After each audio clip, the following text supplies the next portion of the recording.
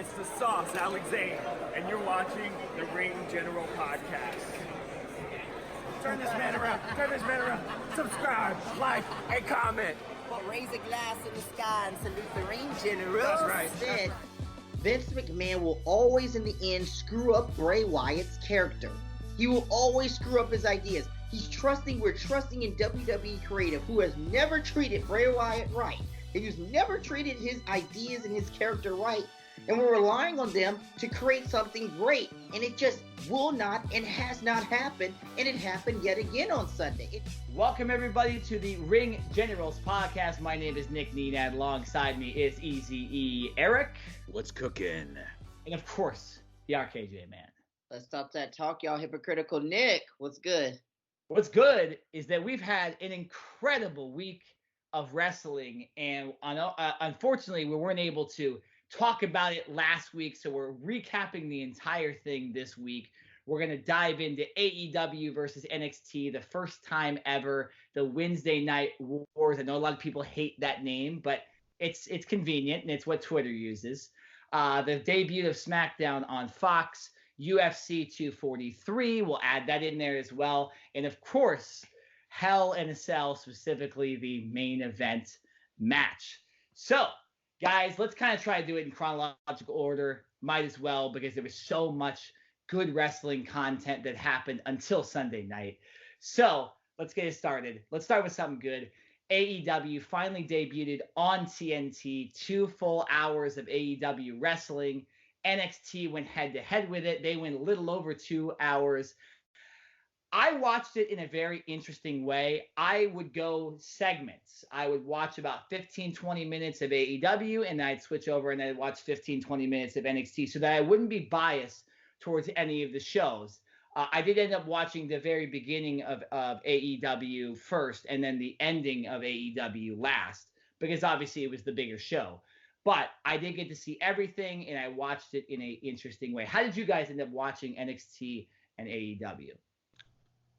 For me specifically, I just did the old school flipping channel thing with nice. my brother. Yeah, I mean, but of course, the first thing was, because I already knew how NXT they were going to do their show, I needed to see AEW first because that was the first thing that came to my mind. All right, it's been 10 months now of coming to this very special night.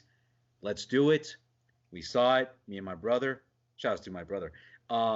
Definitely, we were the commentary at first. When they said that wrestling is back on TNT after nearly 20 years, I was just like, a little bit of goosebumps, right? A little bit of goosebumps. I can't believe it. And hearing Tony Schiavone's voice in that, and hearing it with Jim Ross. Yes, at first it felt like they were kind of back and forth, like hearing two worlds in a way, kind of like going up and down, Excalibur. I felt like I kind of wish that they would have added some more commentary time for Excalibur. Now for JR and Schiavone at the end, they finally clicked at the very end of the show. I thought, of course there were some botches here and there as far as the matches go, but Guevara, Cody, I thought they did a pretty good job of telling a story. Great match to start off the night. I thought they were going to be the main event, but they started off the show pretty good. And then clicking back to NXT, I saw Ciampa's return, which that came out of nowhere. Finn Balor is now NXT. Looks like, this is where he belongs, in which he calls NXT as home. I can see him now going after the title, which is good. Adam Cole versus Finn Balor in the future. Ciampa now getting himself in the way. What's going to happen? I don't know.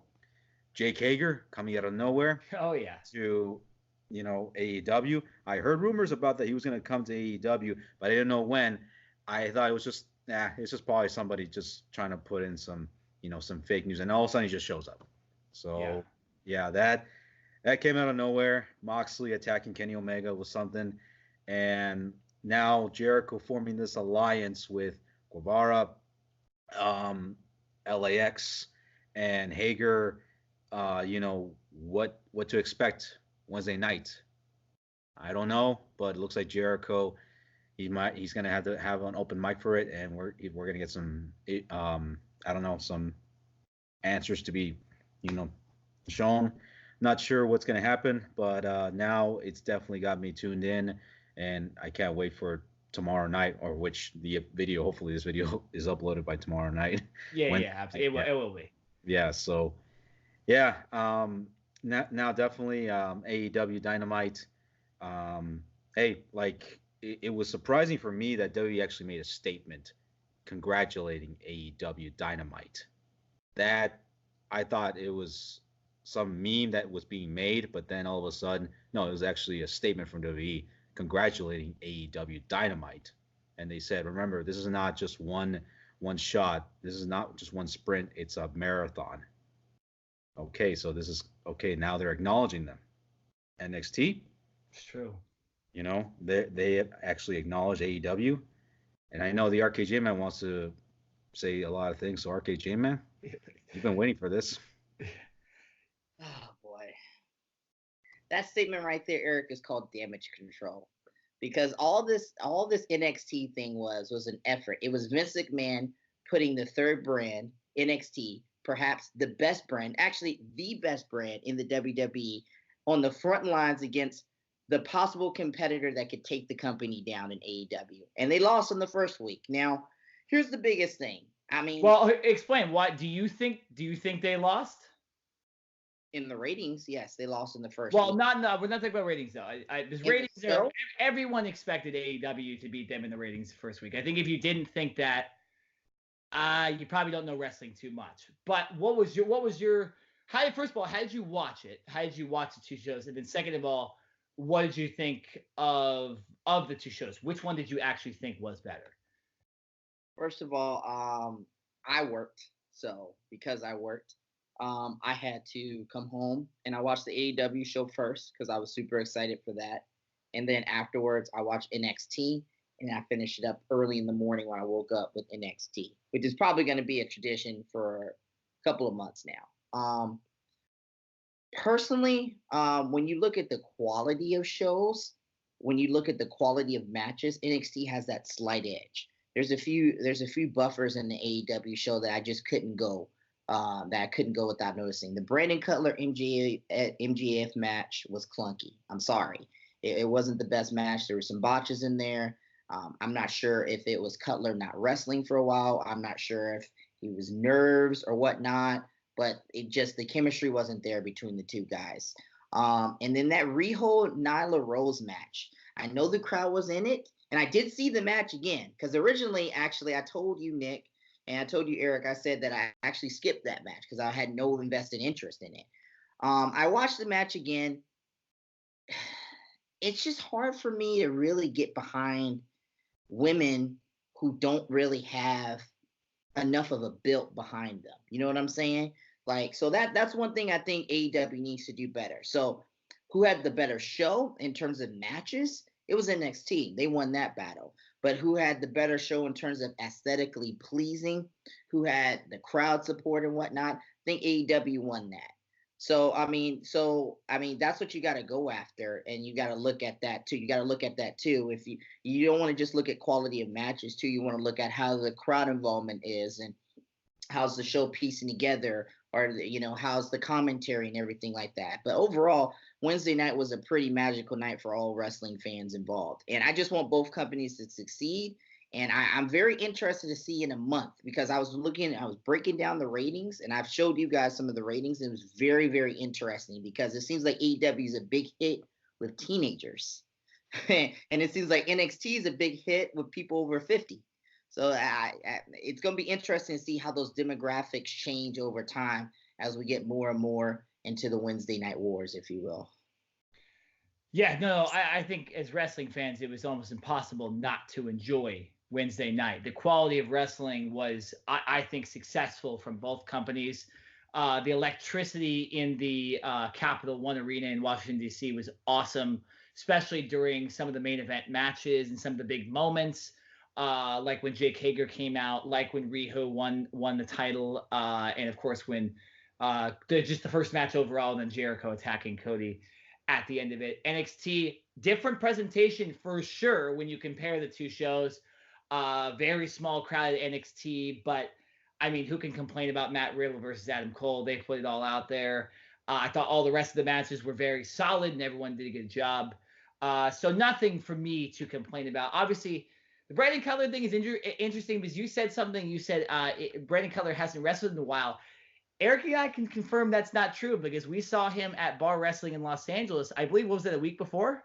It was a week before. It was a week before. So he's been wrestling. I think the moment got to him a little bit because he's been wrestling on the independent circuit, just not in front of 18,000 people. MJF obviously doesn't care about that kind of stuff. He did a great job as always. Seemed like he was a little toned down language-wise coming out there, kind of did the usual shtick a heel would do.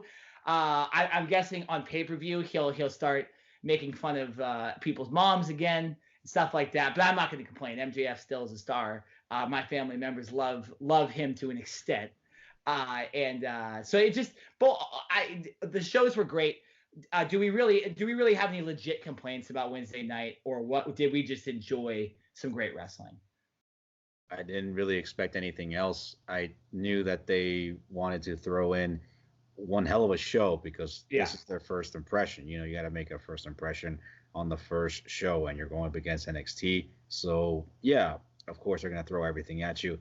I got really nothing to complain. I think maybe just, I mean, I want Wednesday night to get, come closer already. yeah, exactly. Well, we're close enough. We got one more day. Today, it's Tuesday. Look, my complaint. That's it. Today, you're listening today. So yeah. The only complaint I have is those Twitter idiots who want to just go to war, AEW versus WWE. Like it's all over Twitter. Twitter is a dangerous place right now in the wrestling business. Right now, it's very dangerous right now. Don't go near Twitter if you just watch wrestling, please. Please just watch wrestling. Don't go to Twitter. You make a controversial statement, they'll get on you in a second. Trust me. Yeah. There should be only one account you are following, and that is the Ring Generals, because we will bring you sort of unbiased coverage. We'll be fair. Okay. We'll be as fair as possible. We're not really going to be able to really truly dig into this whole thing for about another month of the ratings. I agree. I'll look at it every single week. Now, obviously, we saw the ratings. NXT lost by I think 500,000 people, and AEW was big with teenagers. But AEW did have a slight decline throughout. And I remember saying in our group chat, I said I was very interested to see, Nick, how Nyla and Riho was going to do. That match did not lose as many people as the Hangman Page and Pac match. I think that lost 100,000 people, which is a lot of people. That's what I read somewhere. I think I'm trying to remember because there was a moment I saw the ratings, and we're not going to dig into the ratings too much on this, but it is interesting that you bring that up. There was a good match. I believe it might have been Baszler and Candice LeRae that was going on during the Pac Hangman Page match. So I think a lot of people gravitated to that because that's just a better match and it's more familiar characters, at least for most wrestling fans.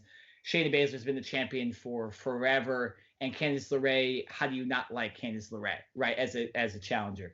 So I think that's why that happened. And if you do look at the ratings, a lot of it has to do with what matches were going on. And I'm sure, obviously, NXT has an advantage. And by the way, I'll tell you this right now.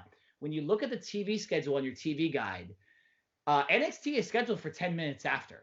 It is scheduled for 2 hours and 10 minutes. So they're going to be going after the main event of AEW, which I think is a smart idea because I think most people are going to be watching the main event of AEW in the next couple months. And so to be able to watch the main event of AEW and switch over to NXT at 7:01, 10:01, whenever you're watching it, I think that's a smart play by NXT. And it's just more of this competition element that I didn't really expect, but I do like that NXT is doing that. So on the TNT side, they ran a rerun of Dynamite immediately after the main event. And so let me just interrupt you really quickly on that real quickly.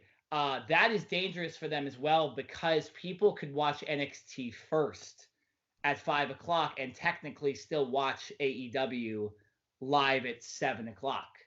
So it's very interesting. It's interesting the way these two companies are playing this. I think Tony Khan said in his press conference that that's not always going to be a thing and that's not a planned thing. That's just something TNT did. So maybe they're just doing that for the first couple of weeks.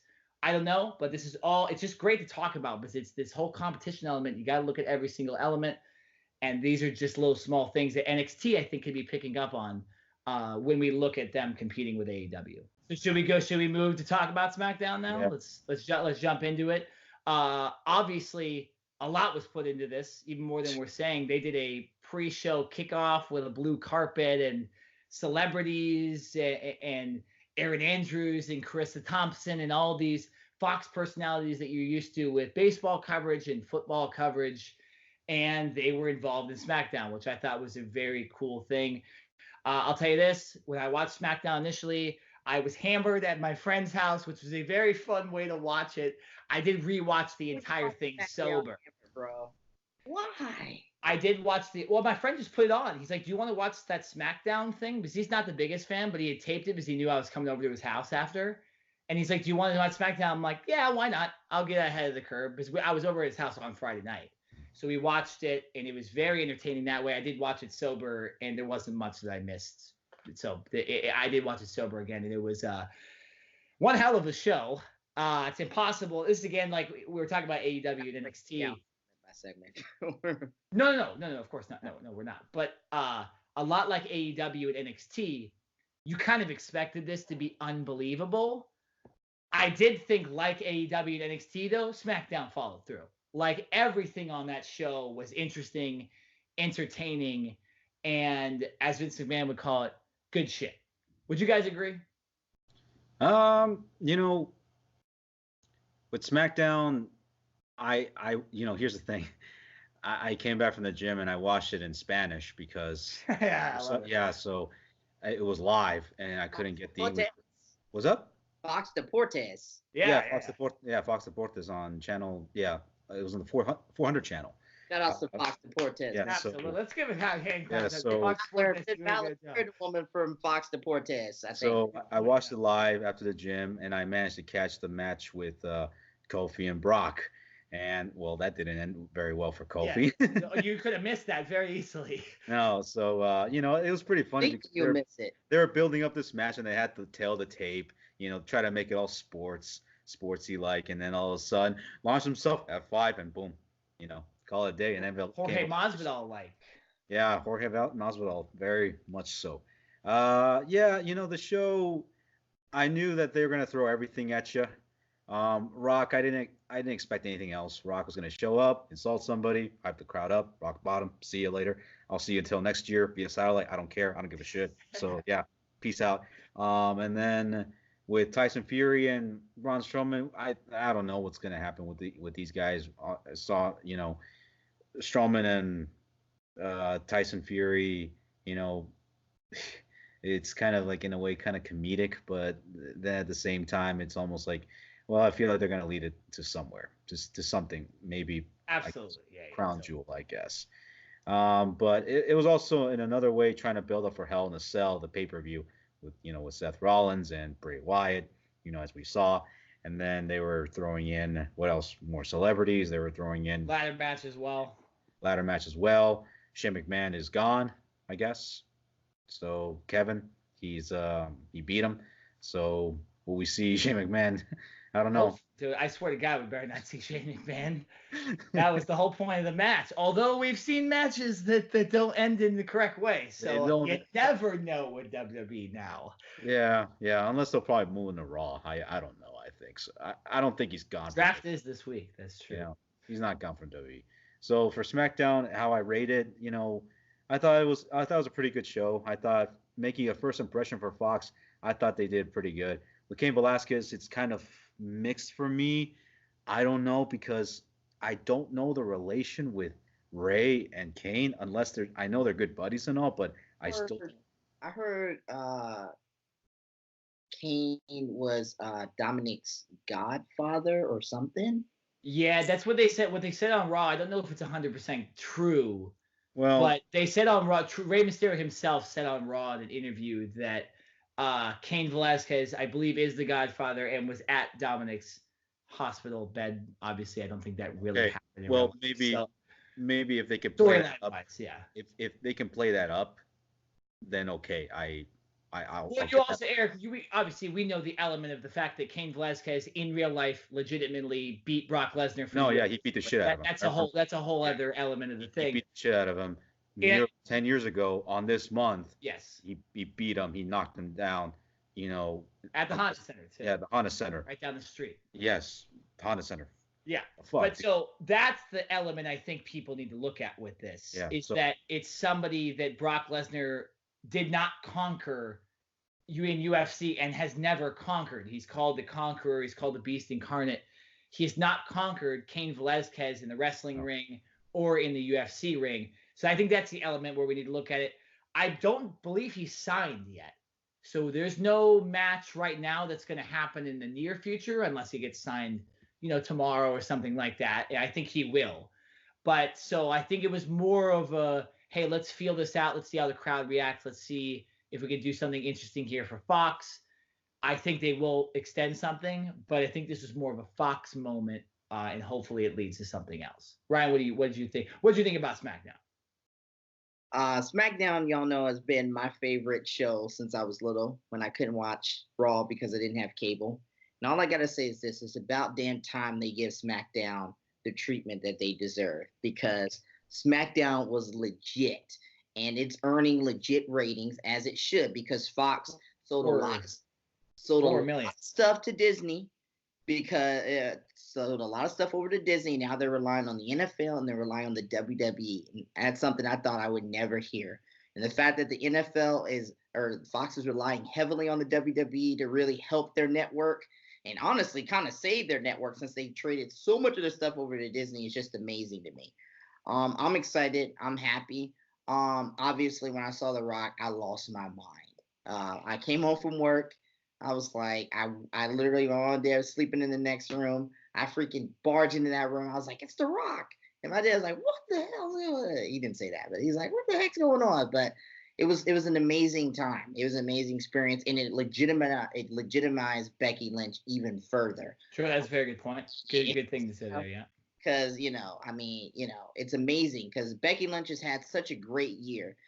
Complete opposite of Seth Rollins, by the way. But she's had such a great year, and perhaps is now becoming the face of the WWE over Seth Rollins, and that just legitimizes this right there. Athlete of 2K20. Picked with The Rock. It was Becky Lynch. Now, I often criticize the WWE for their lack of storylines and their lack of intelligence in storylines, and I am going to criticize them when we talk about Hell in a Cell. But bringing in Cain Velasquez, who's in storyline Dominic's godfather, it just makes perfect sense to go up against Brock Lesnar. I actually disagree with you, Nick. I think he is signed at least for one deal, for one match, and I think that's probably going to happen. Okay. I read somewhere it say he wasn't signed, so that's the only reason I bring it up. They wouldn't allow it on SmackDown if he wasn't signed, though. You know what I'm saying? Well, I doubt Tyson Fury is signed, right? Same thing. Yeah, Tyson. Yeah, if Tyson Fury isn't signed, then Cain Velasquez is not. You don't have to be signed to appear on SmackDown. With Fury, the only thing that what they can do with Fury is have Strowman feud with some wrestler, and then have Fury have him, beside his corner, something like that, and then they get into an altercation. Well, we'll see. We'll see what happens. I'm not gonna give up. I personally enjoy what they're doing with SmackDown. My whole thing is this: WWE has this whole thing where, hey, we're gonna promote SmackDown for a couple months or a year, and then what happens is the Raw ratings start sucking, or for whatever reason they lose interest because of whatever other reason, and then what seems to be great with SmackDown one year fades after a while. I've seen this time and time again. We rush to save Raw all the time. So I'm interested to see, will this continue? And I think it will continue, because the network of Fox is putting so much pressure on the WWE to really make changes to the product, really make changes to the show. And we've seen it with Pyro, the new stage. Fox's SmackDown's honestly being promoted as the A show, and I think they're going to get the top superstars this Friday night, starting in the draft, which is going to help legitimize SmackDown further. So hopefully we'll see more of it. But with the WWE, you never truly know how long this is going to last with SmackDown until Vince McMahon and company just kind of drop the ball on it again. think it might be different this time since Fox invested so much money, though. I don't think USA Network has ever done this before, where they threw $2 billion. It's just, I don't think Fox will allow that to happen, and Fox is bigger than the WWE. So they kind of take control, and I think they had a lot of influence on SmackDown as well with the way it was kind of run. You could tell it was like, okay, Fox was like, hey, no BS, Vince, on this show. Fox Brock Lesnar with Kofi Kingston as the champion, which we all predicted. Everybody and their mom said Kofi. Well, it was, I mean, once he destroyed Ray on Monday, Kofi, there's no way he was going to beat Brock Lesnar. It wasn't going to be realistic unless he rolled him up or something like that. And so that was expected, not in 7 seconds, but I actually think the 7 seconds thing helps out Kofi, because I saw Lance Storm tweet this out. He said, a lot like in UFC, you can get caught and you could be overzealous and do something and just get caught. Much like I mentioned, Jorge Masvidal knocked out Ben Askren a couple months ago in 5 seconds, UFC record. And we've seen Conor McGregor catch Jose Aldo in less than 10 seconds. So why can't that happen in the WWE, right? So I think this actually helps Kofi, because Kofi had 0 offense, which means he didn't prove anything, and we could have a rematch and it could be just as fair. But I don't think that's going to happen anytime soon, because I do believe Cain Velasquez is going to do something with him instead. So, yeah. But overall, SmackDown it did not disappoint. Like, it was a good show, and again, like AEW and NXT, they put a lot of promotion into it. And when I watched it, the people I watched it with, a non-wrestling fan and a wrestling fan, and my brother, both enjoyed it just the same. So that's a big thing too, is that, right? So I got non-wrestling fans watching it and they're entertained, 2 people in this case, very, very good there for WWE. And did you guys see that camera angle Fox was using? WWE was using on SmackDown with the camera angle. I think that was one of the camera angles that I read that they were trying out. It's a beautiful camera angle, shot from the side. It's gorgeous. The way Fox is presenting this thing, you could tell there's major production going into this, and it's being seen like a top show. It's it just everything from the graphics, the theme song. It's big. SmackDown can't miss on Friday nights. Whether you DVR it, where you watch it live, it doesn't matter. It can't miss on Friday nights. You got to be able to watch SmackDown on Friday nights, regardless. I gotta say that stage. SmackDown actually looks beautiful, a lot better than Raw stage. Raw stage looks like a skate ramp. All right, it looks like Darby Allin should be skating down it. Yeah, it does. So, I mean, damn, it's a perfect place for him to skate. Yeah. But so that was the. I'm gonna say this right now. There's a lot of shows in wrestling right now. So far, the number one on the chopping block is Monday Night Raw. I'm just letting you know right now. The number one on the chopping block for me is Monday Night Raw. Because that's not surprising, since you've been a homer for SmackDown for how many years? 20 years, right?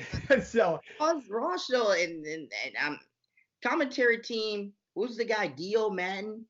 They're not bad though. They're not. They're actually in some ways better than Cole Graves and Renee. I think in Lawler, I heard, isn't too into the commentating, so I feel like he's probably gonna leave soon. But I do like the main guy that does it. Vic Joseph is awesome, though. Vic Joseph is fantastic. I really like the way that guy does the wrestling, and he makes it a little more real, a lot like the AEW guys do it, and more Ranallo as well. Matt, I need to hear more from him, though. I'm not hearing as much from him. He seems very quiet, and I just want him to just show more personality. And I guess maybe it's nerves. And to be honest with you, these dudes haven't really been on, besides Jerry the King Lawler, obviously. But these dudes really haven't been on this type of stage. And it's kind of a tough stage to put them on. Monday Night Raw, essentially the flagship show of the WWE, with no real practice or whatnot. It's kind of a difficult situation. I think they're handling it well, but I want to hear more from Madden. I definitely do. Because I heard the dude is really good. I heard Paul Heyman was pushing for him.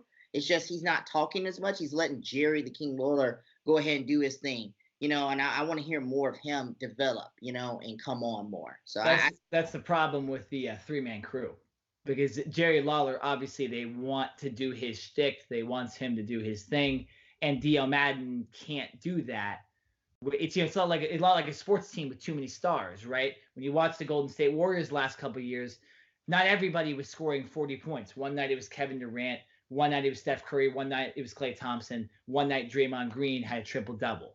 So you can't you can't have everybody score 40 points, right? You have to have some guys taking cuts. And I think until they get Jerry Lawler off that commentary table, D.L. Madden's going to have a tough time. But let's move on. And before we get into Hell in a Cell, because I know we have a lot to say about that, RKJ, man, you can join in on this if you want. I will give my comments as well. But I wanted Eric to, on Saturday, the day after SmackDown, we're going to switch it up a little bit. There was a huge UFC fight between Robert Whittaker and Israel Adesanya. Went down in Australia, over 50,000 people in the stadium. Eric, you were the only one out of the three of us that got to watch it live and got to see it. So what was your take on this really quickly? Israel Adesanya obviously winning the title in the second round, but how did you see the fight? And is Israel Adesanya legit? I'll say this right now. He's a superstar. Right now, he's the next superstar, Adesanya. That performance that he gave to UFC, Marvel Stadium in front of 50,000 people, man, it was jam-packed. That entrance was something. A lot of I think it might have been Chelsea who said this. There's a lot of guys out there who are trying to be like the next superstar. They have the walkout, and then once they fight, they it's like they're not really all that good, to be honest. Of course, yeah. I see the walkout. It's they got it, or sometimes they got a really crappy walkout, and then after that they have like a great performance. Adesanya has like the total package. A lot of people were, there were people out there who actually said that Adesanya was going to lose, but I was actually kind of rooting for Whittaker, but in my gut feeling, I felt like Adesanya was going to pull it off. I really felt like he was going to beat him down. The first round, they were measuring each other, and what I liked about it was that they kept hitting from the above. Most of them, they were just, throwing jabs, after hits, and Whittaker was throwing in some of his Muay Thai kicks. He was throwing in as much as he could. There wasn't like any grappling involved, although at the last few seconds, yes, freaking Adesanya, just decked him. Like he blowed him, and as soon as he was about to finish him off, the bell rung. Yeah, to go back. Saved by the bell. I did see that clip because so close. It looked like he got knocked the hell out.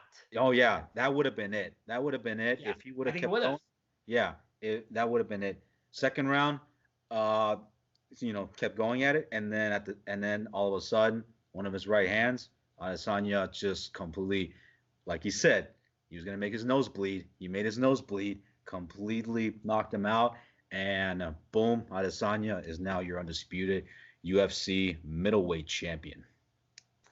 Yeah, that was so. In your opinion, do you think that punch at the end of the first round was kind of the end of the fight for Whittaker? He really needed to kind of get him with a kick or get him with a right hand himself.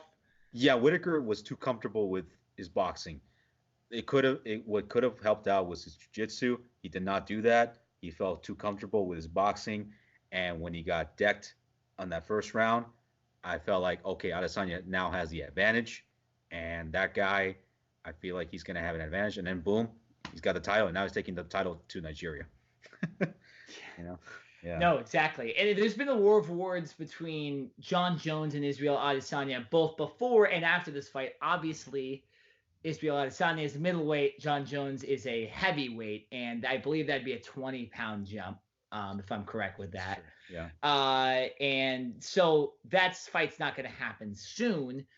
I'll tell you this. I thought Whittaker was going to win this fight. And when I heard Adesanya won it in the second round and kind of watched some of the highlights and now hearing your analysis as well, it is surprising to me that Whittaker got beat so easily. I think you're right. I think this does solidify that Israel Adesanya was as legit as it gets. We saw the fight against Kelvin Gastelum where they went toe-to-toe, mano-a-mano, right. One of the best fights I've ever seen. Gastelum's no slouch, but to beat Whittaker in the second round, yeah, we saw that war between Yoel Romero and Robert Whittaker, and yeah, I thought Whittaker was going to at least get it to a decision. in this fight, and then that would be his chance to win. But the fight shocked me when I heard it. I was at work. Unfortunately, I wasn't able to watch the fight live. But when I heard that it was a second round knockout, I was like, no effing way. And then when I saw the first round punch, I was like, man, he really kicked his ass. Yeah. Like this was really a dominant fight from Israel Adesanya. And now good for him. And then now he's gonna have to defend that belt next to with the guy that beat Yo Romero at the Honda Center, Pablo Costa. And after he celebrated, he was like flipping off Costa, and Costa was about to like get in the ring. Yeah, it was pretty. Yeah, so the RKJ, man, he is this guy that won Israel Adesanya, the style bender as they call him. He is going to most likely defend that title against Paulo Costa, who we saw at the Honda Center against Yo Romero. That really attractive, perfect human being looking dude, Paulo Costa, right? I mean, just look at the pictures. If you don't know who Paulo Costa is and you don't follow UFC as much, just go online, type in Paulo Costa, like abs or something like that on Google Images, and you'll understand this guy is a freak of nature. And I cannot wait for that fight if it does indeed happen. That's right. That's right. It's built like Bobby Lashley in a way. That was to Bobby Lashley, man. People like Bobby Lashley are winning this week, man. He's making babies, dude. Unfortunately, we don't have enough time to talk about. Oh man, I want to talk about Bobby Lashley, man. Bobby Lashley. That BBC. Steal your girl. Black excellence, right, Ryan? Black excellence, truly yours. Oh man, what are we talking about? We talking about Hell in a Cell, man? Yeah, I think we have to. Unfortunately, we can't pull it off enough. Okay, so obviously this pay-per-view going into it had what? Nobody cared. 2 scheduled matches or something like that. I mean, but realistically, 2 that anybody cared about, right? Like it was just essentially the 2 Hell in a Cell matches, Sasha Banks and Becky Lynch, and then of course the Fiend versus Seth Rollins. Let's give a quick shout out to a great Hell in a Cell match by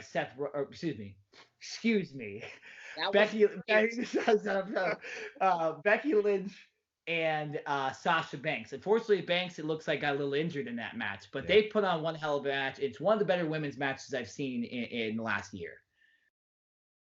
Oh, you want us to talk? So just give a little shout. I mean, we have to give credit to where credit was due. These women put on a great performance in what was a lackluster pay-per-view. We don't want that to be overshined by obviously the fucking horrible decision that happened. To those out there who want to revisit Hell in a Cell, just watch Becky. Don't do it. Yeah, exactly. Just watch the first 30 minutes of the show. Yeah. And you're good. Yeah, and then you can watch the Roman match as well. That was good. That was good content too. Right? Look, man, at the end of the day, like Becky Lynch and Sasha Banks, they tore the house down. And that should have honestly been the main event, to be quite frank with you, because what they had booked for The Fiend and Seth Rollins was complete and utter bullshit. We'll talk about it later. But, I mean, it's very let's sad. talk about it right now. I don't want to talk about it later. Let's get it out the way now. Well, here's the thing. I disagree with you on the fact that it should have been the main event in retrospect because of how bad the booking was. But the way they booked it, going into Hell in a Cell, it was the most anticipated match. And to be honest, it was anticipated that The Fiend was going to win easily. I think most people thought that this was going to be, less than 10 minutes.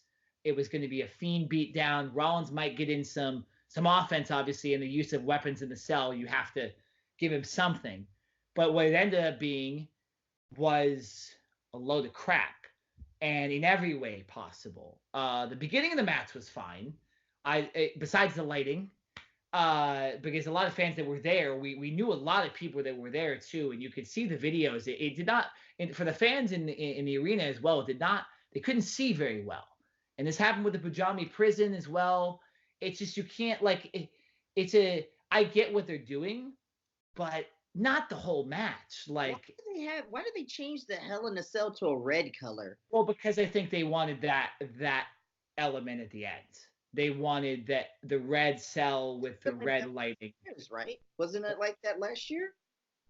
Yeah, it was like that last year. I remember. I'm not remembering correctly because these Hell in a Cell pay-per-views end up being a little bit disappointing every single time. I don't even think I watched Hell in a Cell last year, to be honest. It was the one with Jeff Hardy and Randy Orton, if I'm not mistaken. Okay, I did watch that match. That was good. I remember that last year. Taking his earlobe out. That was brutal. But No, but so obviously what ended up happening was they made the Fiend look literally unbeatable. They used chair shots to the head, ladder shots to the head, a sledgehammer metaphorically to the head. The Fiend took about 20 curb stomps and kicked out at 2. You count it? No, but I don't think I'm that far off. I think it was at least 13. I think it was at least 13 if you go back, which is ridiculous because I think Braun Strowman, I think, kicked out of 4 or 5. So the Fiend is now kicking out of triple that. That's ridiculous. And then, of course, a disqualification inside Hell in a Cell. It's now KJ, man, please unload. This is Ryan Rants, ladies and gentlemen. Oh man, I had a long day, man. I don't even know how much energy I have left to talk about this because I've already let it all out, man. All of it, please. All of it. Here's the first problem. Okay, if you don't know what to do with the Fiend, don't book the damn match. That's the first issue I have there. If you don't know how to book this match properly for both characters involved, don't book the damn match. I remember in our conversation with Kathy Campanelli in April, shout out to you, Kathy, you said how you wanted to see how this character would develop. And you know what? I give credit to you. It's developed into something great. But what did I also say to you, Kathy? I said, Vince McMahon will always, in the end, screw up Bray Wyatt's character. He will always screw up his ideas. We're trusting in WWE creative, who has never treated Bray Wyatt right. He's never treated his ideas and his character right. And we're relying on them to create something great. And it just will not and has not happened. And it happened yet again on Sunday. It doesn't make any sense for Bray Wyatt and Seth Rollins to end in a ref stoppage or no DQ match. It doesn't make any sense. When Kane came, and broke off the cell door, that should have ended in a DQ by that point. If we're looking at what happened on Sunday, that didn't happen there. The match ended. Mick Foley getting knocked off Hell in a Cell, that should have been a ref stoppage. That thing didn't stop. Mick Foley almost died in that cage. So why the hell is sledgehammers now being introduced? And all of a sudden on Sunday, it's so bad to the point where, hey, let's stop the damn match. And also, number 2, if somebody's saying, well, okay, guess what?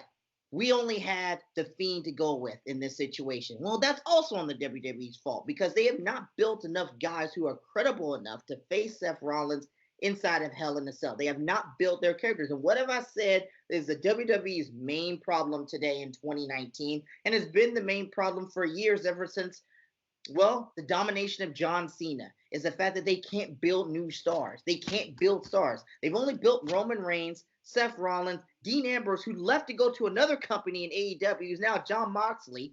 So, I mean, if you can't build any stars, and then you expect us to just hand shoot somebody into Hell in a Cell, and expect people to accept that, and then guess what? You have to screw another character over who you are building well, and you screw them over and you put them in a situation where it's way too soon. Guess what? That's on Vince McMahon and company. And that all blame, I blame Vince McMahon, I blame Bruce Pritchard, I blame Paul Heyman, I blame the locker room dude, I blame every single person back there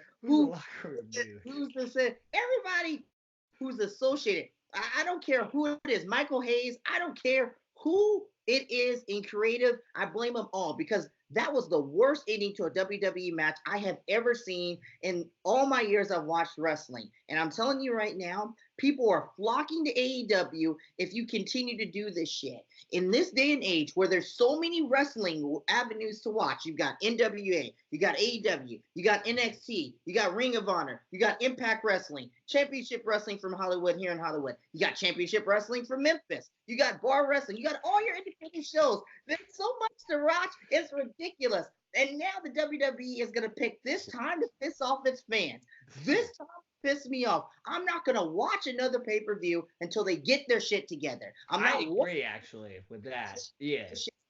I'm sick of it. I am sick of it. It's 2019. You've got AEW hopping on your heels. You put NXT to the front line. You put NXT to the front line, your best brand, to your front line to put them in a situation to where they have to fight the battle first. And you're putting on this shit. You're putting on this BS in 2019. You're putting on a crappy no DQ or ref stoppage finish inside Hell in a Cell. And guess what? Those fans deserve to chant AEW. Those fans deserve to berate Seth Rollins because guess what? He's going along with it. Him and Roman Reigns have come out and publicly stood for the company and talked trash on AEW and talked trash against their best friend at one point in Dean Ambrose, now known as Jon Moxley. And guess what? Karma comes around to bite you in the ass. What did Lil Wayne say in one of my favorite songs? It's one of my favorite Lil Wayne lines. It says, "What goes around comes around like a hula hoop." And guess what? It's coming around on Seth Rollins, and it's biting him right in the ass. Because guess what? Sunday was bullshit. Very good. The return of Ryan Rants in the best way possible, too. I think I'm going to isolate that. I'm going to isolate that for us later. Look, that will be the beginning of this podcast, too. That will be the teaser. I don't know. You can do whatever you want to, Nick. That's as much energy I had left after working 9 to 9. Well, no, you're all good. Yeah. No, that was, Eric, is there anything really that we can even disagree with him on here? I'll just tell you this first. My biggest gripe was the overbooking of the Fiend. I think that has to do with putting him in this match too early while also making him look too good. Like, he'd only had one match before this. So for him to destroy Finn Balor and then be in like a 30-minute Hell in a Cell, like, that's like, nobody does that. Who does that? I mean, Rusev was undefeated for months and then finally had a big match. The Undertaker back in the day, I didn't watch that, so I'm not going to analyze that, but I know that RKJ, man, you said it was a similar build, but a long build. We've seen even, who was the guy recently that was tearing everybody up, that tore his ACL? Lars Sullivan. He didn't just get a Hell in a Cell match like right away and wasn't in a 30. So it's like, I don't know. I think they made a mistake with Ryback back in the day too, when they had him in a Hell in a Cell match. It's kind of similar to that in the way that they made a guy look so dominant, but didn't give him enough matches and didn't give him enough time to develop correctly, so it's believable that this guy could kick out at 15 finishers. That was my biggest gripe with it, and I have no problem with anything you said, RKJ, man. But Eric, what was your biggest gripe? Is it the fact that it ended in no DQ, or what is it? Or is it just all of it? You know, I get that they're trying to make the Fiend kick out of those moves almost like a super zombie, like Jason Voorhees, or like Leatherface from Texas Chainsaw Massacre. You know, like out of a horror movie. I get it. I get they're trying to do their best they can to make the Fiend, you know, like very, you know, credible. And we're all in agreement that we all love the Fiend. We all love Bray's character and all.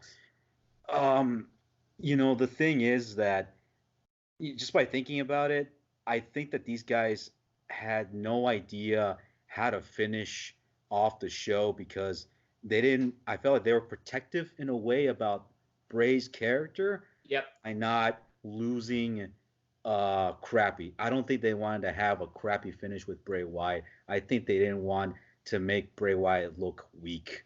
And I think that any idea that they were going to present, it was not going to make the Fiend look good, and I don't think it was going to make Seth look good.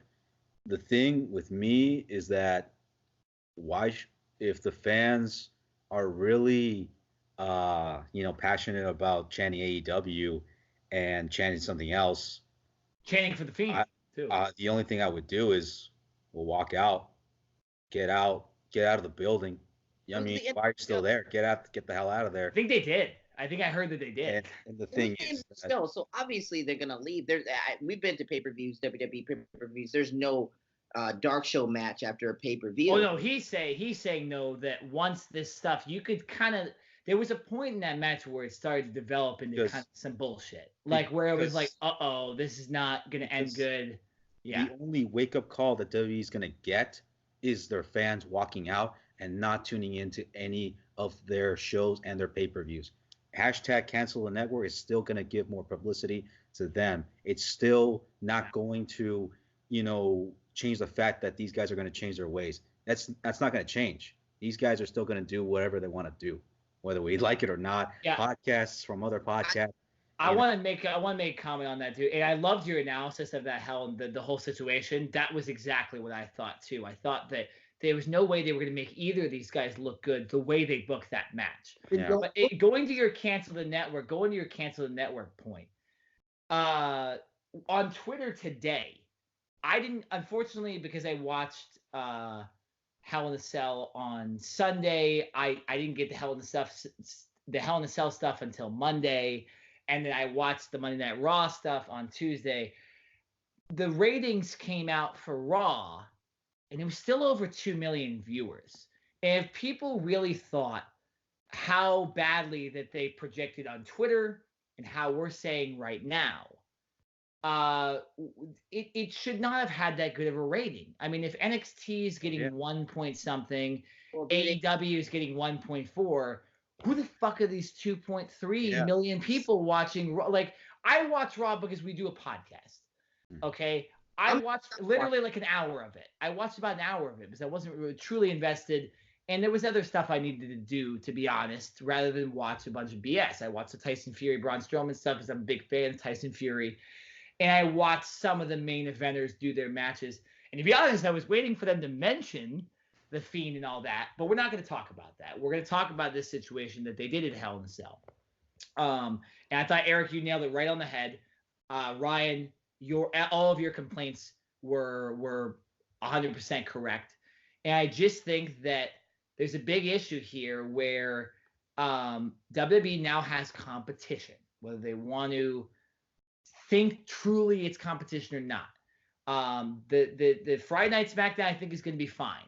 I think they're going to do a good job, and I think Fox has enough to handle that. But when you look at Monday Night Raw, what they put on Sunday, and then the piece of shit show they put on Monday, man, Ryan, I'm in agreement with you what you said earlier about Raw is going to be the falling point, because I'm about done with watching full Monday Night Raws. I'll still watch it because we have a podcast and we cover professional wrestling on this show and the big moments we do need to talk about.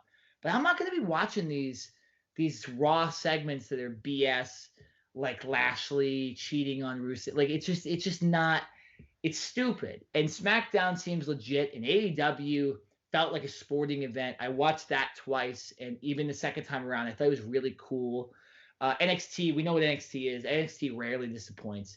So Raw's on the chopping block, like you said. And I think it's because of everything that they keep doing instead of just these one thing. I think it's just the overall attitude of it. Can you guys agree with that? I mean, I know, Ryan, you probably agree with it. Eric, do you agree with me on that Raw just needs to change up almost everything? There's a lot of work to do. I'll say that. Yeah. And you know what's going to happen, right?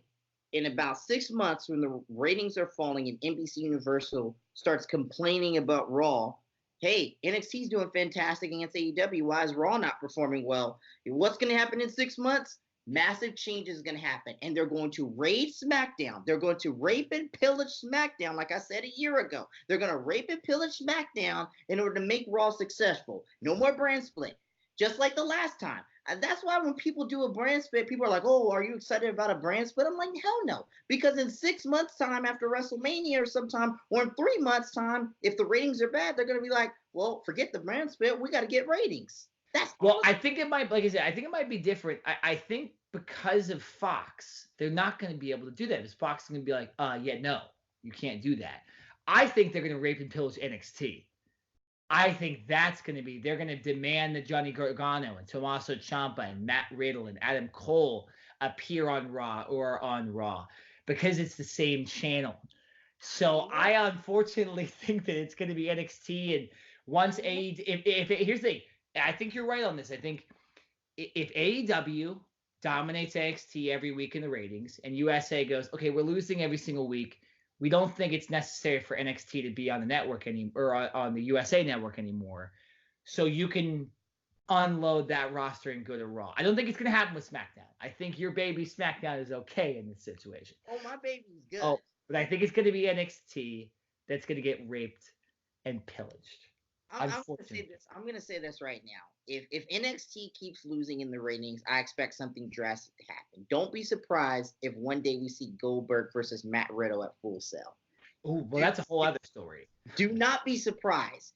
Do not be surprised, because Vince McMahon knows what AEW could become. He knows what it could become if they get the right amount of support, if they get the right amount of coverage, if they get that one big superstar. And I'm telling you right now, there's one or two big superstars AEW needs to get, and it's the game changes completely. And I know who those people could be. It could be a Randy Orton. You know what I'm saying? A Randy Orton who's complimented AEW. He complimented on his game stream last week, along with saying some other controversial stuff. We're not going to get into that. Randy Orton, or, we could get another Hulk Hogan situation. What if John Cena... You've been saying this for like a year. It's not happening, bro. It's not happening. It's not happening. I'm cutting that out of the podcast. It's in the same situation. The only thing that Cena can only affiliate himself with AEW is just by mentioning them by saying, "Oh, they're a great promotion. Hopefully they do well." And all of a sudden we speculate, and then all of a sudden the next night we see him on Raw. Yeah, of course. I agree with you, Eric. It's not happening. I don't know why you keep bringing it up. Because is trying to delay history from repeating itself again. That's why he's putting NXT against the chopping block. That's why he's putting everything that Triple H. That's why. Unbelievable. His whole point is getting ruined by his phone. Hey, look, I'm on.